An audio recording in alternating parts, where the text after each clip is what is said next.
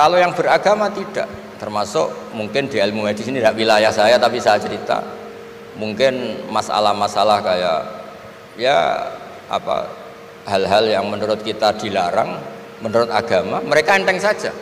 Misalnya bikin cadangan-cadangan organ tubuh dan sebagainya. Kalau beragama itu masih enak, aturannya jelas. Kalau nggak beragama itu repot. Sehingga saya cerita sedikit lagi-lagi karena kadung dipuji ahli Quran Pak Kures sama saya. Saya cerita. Dulu ketika Rasulullah itu sugeng masih hidup, itu ada kekuatan politik. Satu Romawi bertuhan, yang satu Persia tidak bertuhan, tidak berkitab suci. Ketika Romawi kalah, itu Rasulullah itu susahnya bukan main, karena yang masih mentautkan diri dengan Tuhan kalah sama yang sudah tidak bertuhan. Dan ketika akhirnya Persia yang kalah, yang menang Romawi, Nabi itu ikut senang karena yang bertuhan mengalahkan yang tidak bertuhan. Kenapa penting bertuhan? Karena bertuhan itu setidaknya punya aturan. Melakukan ini dosa, melakukan ini dosa. Empati sama fakir miskin itu ibadah. Semua agama pasti sama di tema-tema seperti itu. Sehingga berketuhanan ini penting sekali, kata Pak Kures tadi, berketuhanan itu luar biasa.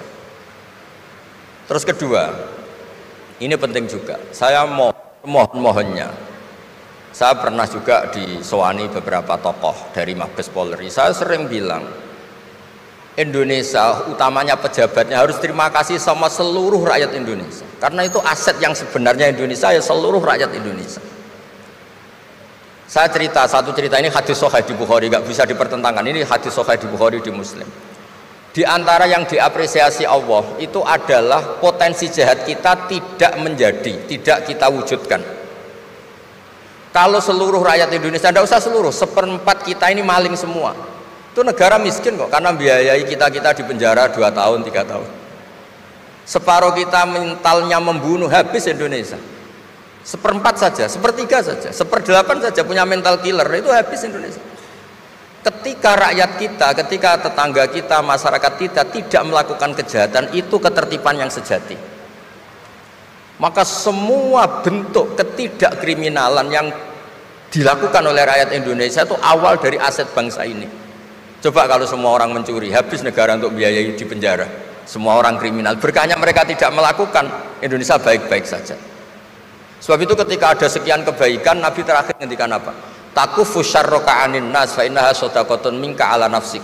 Potensi jahat kamu jangan kamu lakukan, itu sudah menolong peradaban. Para gadis tetap gadis karena nggak diperkosa. Orang yang punya kambing satu tetap punya kambing satu karena nggak dicuri. Orang yang berkarir tidak terhenti karena karakternya agak dibunuh, tidak dihujat, tidak dihentikan, tidak disetop oleh cibiran, oleh bulian. Maka di antara 7 orang yang dilindungi Allah, fi dzillihi yauma la dzilla illa dzilluh, itu Nabi hanya cerita orang yang nggak jadi. Di antara yang diceritakan Nabi dalam sebuah hadis, saya ini lelaki sejati, sangat mencintai sepupu saya, dan saya mau ngumpuli dia, tidak mau sampai saya kasih uang 100 dinar. Setelah saya kasih 100 dinar, saya ingin ngumpuli dia dengan cara salah tentu. Dia gak mau dan berpesan, la tafuddal khatam illa bihaqqi. Kamu jangan ngumpuli saya sebelum nikah. Singkat cerita, pemuda ini gak jadi melakukan hal yang nista, yang gak benar. Itu sama Allah dijadikan wali. Berkahnya gak jadi. Jadi kalau potensi kejahatan kita tidak menimpa orang lain itu sudah luar biasa. Jangan nunggu berjasa kita dapat penghargaan setelah kita jadi kiai besar, jadi dosen UGM, jadi ini itu. Semua masyarakat kita yang menahan potensi kejahatannya itu adalah aset sejati Indonesia.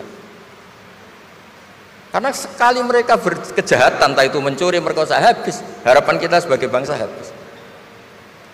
Tapi selama ini nunggu ngapresiasi itu yang bentuknya fi'lu, yang bentuknya mereka melakukan apa, sebetulnya enggak. Tidak melakukan kejahatan itu sudah bagian dari kebaikan yang luar biasa.